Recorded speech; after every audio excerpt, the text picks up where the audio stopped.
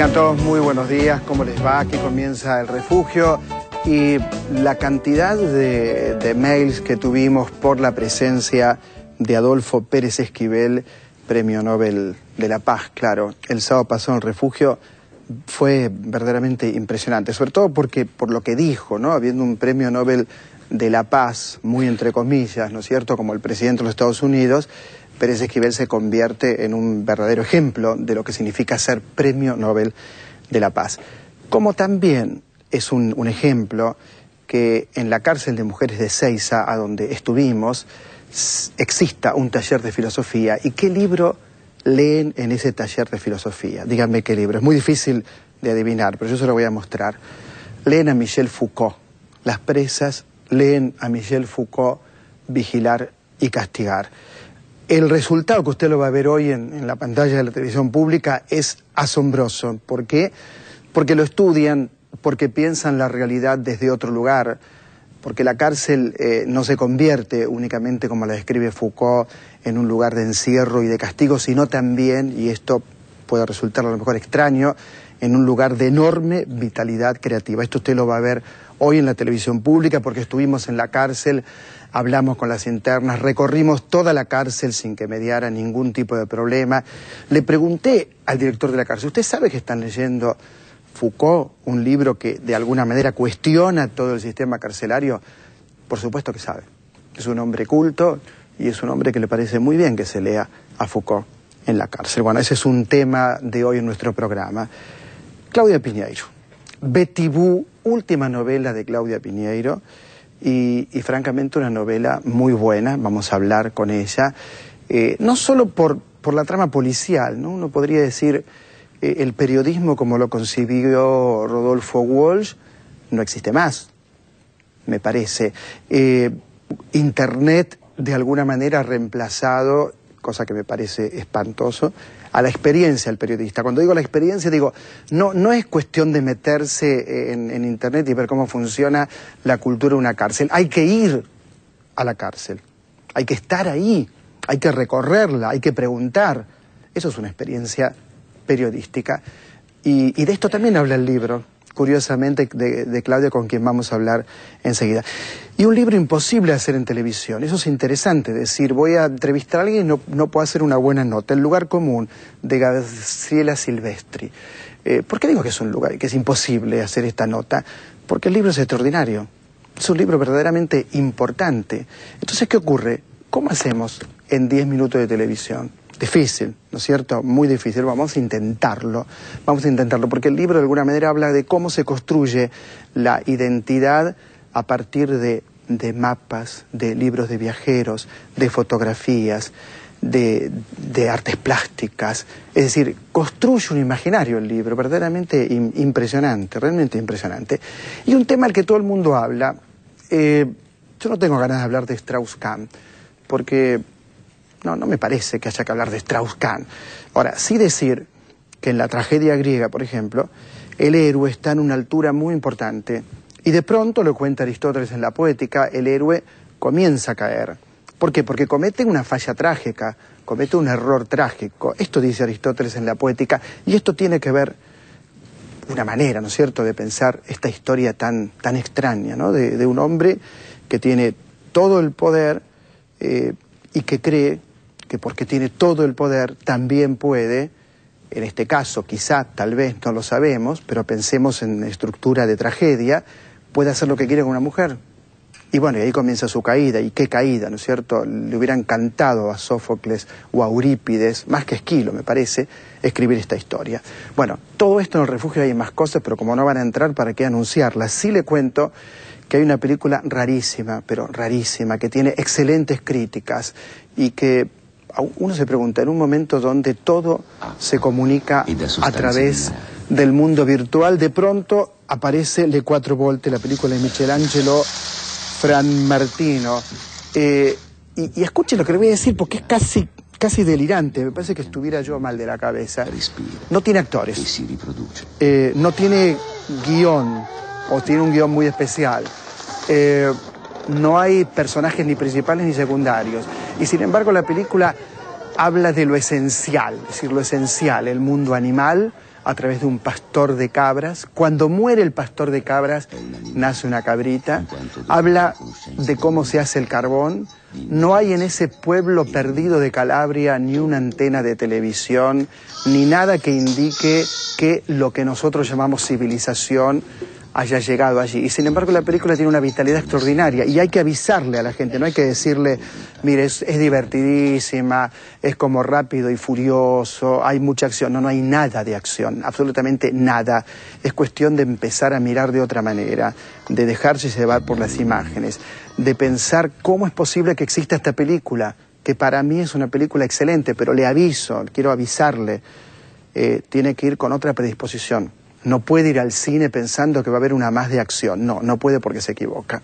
Bueno, antes de equivocarme yo, voy a saludar a nuestra amiga talentosa, Claudia Piñeiro. ¿Cómo estás, Claudia? ¿Qué tal? ¿Cómo estás, Osvaldo?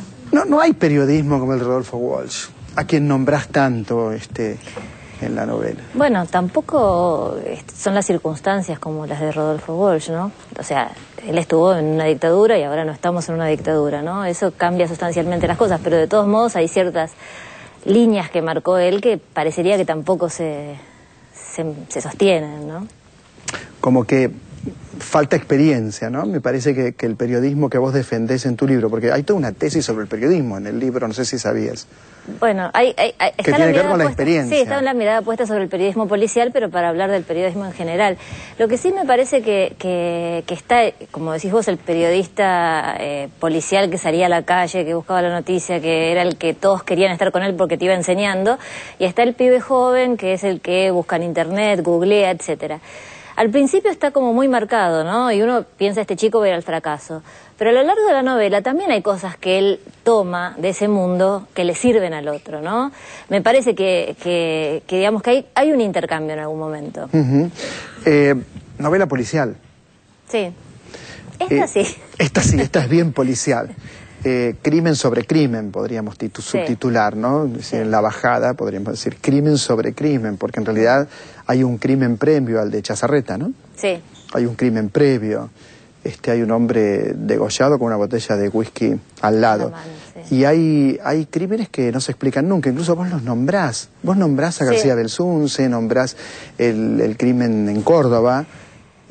¿Cómo se el llamaba? de Dalmazo, el de Pengerek, el de Oriel Bryan. O sea, la verdad que cuando uno, como sucede en la novela, ¿no? Cuando uno se pone a recordar esos crímenes que nunca se resolvieron, aparecen muchos más nombres de mujeres que de hombres, ¿no? Si bien hay algunos, por supuesto, pero es como que inmediatamente quedan marcados en nuestra conciencia tantos crímenes de mujeres que quedaron sin resolver, ¿no?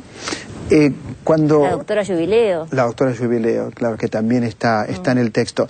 Cuando uno avanza por el texto, uno no podría decir que es únicamente un policial la novela. En todo caso, también es un policial existencialista, también es un policial que indaga, y con mucho humor, en algunos momentos con mucho humor, en cada una de estas criaturas que tienen también lo propio. A mí me encanta la trama del policial porque me ayuda a buscar un camino de lo que quiero contar, ¿no? Pero siempre me voy para los costados, todo el tiempo. Por eso es que me gusta la trama, porque me hace volver. Pero me parece que hay varios planos de lectura, ¿no? Está el policial, quizás más que en otras novelas, porque justamente lo que yo quería era como también reírme un poco de mí misma y de las cosas que me pasaron estos años que tanto te dicen, ay, pero es policial, no es policial, entonces, ¿querés policial? Va a ser policial. y la protagonista escribe bestsellers y le preguntan si le gusta ser bestseller ella, como si una persona fuera bestseller, ¿no? Y etcétera. Y me parece que hay varias tramas, ¿no? Porque está la amistad de ella con amigas de su edad, de mujeres que tienen que enfrentarse un poco solas al mundo.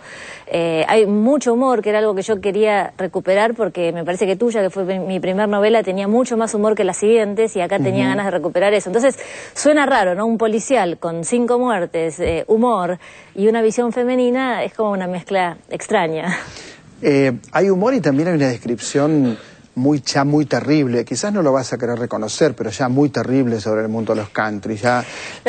Lo del seguro me enteré por vos. A mí no me piden seguro, con las veces que he ido no me han pedido seguro del auto. Depende cuál, o sea, yo lo que pasa es que en la novela es ficción, entonces mezclo todo lo que me han pedido alguna vez está puesto ahí. Pero lo que ocurre en La Maravillosa, que es el country de la novela, es terrible. ¿Sabes cuáles te piden seguro? Los que ellos no tienen seguro contra terceros. Entonces, como ellos no tienen seguro contra terceros, te piden el seguro, no sea cosa que tenga Pero que ya ver. es un mundo con leyes propios. Yo creo que lo que es impactante en esta, con respecto a la otra, es que la otra está contada por los personajes endogámicos de un lugar así. Entonces los personajes endogámicos pueden mostrar a alguien de afuera lo que sucede, pero siempre desde el punto de vista del que está dentro. En esta novela la cuentan siempre los que están adentro, ¿no? Todos los personajes, los que están afuera, todos los personajes son personajes que están afuera y que tienen que entrar. Lo que sí yo reconozco que me tomé el trabajo de hacerlos entrar siempre, porque uno viste que en televisión puedes decir una escena iniciada, donde ya están sentados en el living de la casa, no, yo a todos los hago pasar por la puerta porque me parece que es importante sentir esa presión de lo que siente un montón de gente cuando tiene que ingresar a lugares así, ¿no? También hay un retrato muy acertado de lo que significa ser un director de un diario o propietario de un diario, ¿no? En este caso El Tribuno, digamos, poco culto, casi nada de culto, más bien bruto, arrogante, prepotente con las mujeres. Interesante la descripción que hace. Es decir, como si no hubiera un director de diarios como fue en su momento Botana, por ejemplo, que podía tener todos los defectos del mundo, pero por lo que he leído le ponía mucha fuerza, o Jacobo Timerman, bueno, como si hubiera otro tipo de director obviamente de diario. Es una ficción, es algo inventado, pero siempre como uno inventa desde lo verosímil, ¿no? Creo que este director de diario podría existir, si bien no es nadie, podría existir. Y me parece que esa cuestión de la falta de preparación se da en muchos ámbitos, no solamente en el periodismo, claro, ¿no? no solamente. Gente que antes leía mucho y ahora lee menos, hasta escritores. Hay escritores que vos le preguntás qué están leyendo y leen menos que otros escritores de otras épocas. Me parece como que hay como una degradación en eso en distintas profesiones, también en el periodismo, por supuesto. ¿Por qué te parece que un libro no debe devorarse? ¿Qué te parece que no debe devorarse? Un libro significa que te perturba el sueño, por ejemplo, que no podés parar de leerlo. Eso significa devorarse un libro. Primero vamos a aclarar una cosa. Yo no dije que a mí me perturba, le perturba a la protagonista. Vos inferís... La protagonista es Betty Boo, justamente. Vos inferís que a mí también, porque a la protagonista le pasa, pero digamos, le pasa a la protagonista. Pero ella, el planteo lo hace desde lo lingüístico, del verbo devorar. O sea, a ella no le parece mal que alguien que le desvele el sueño un libro y que no pueda dejar de leer y que le robe tiempo a otra cosa.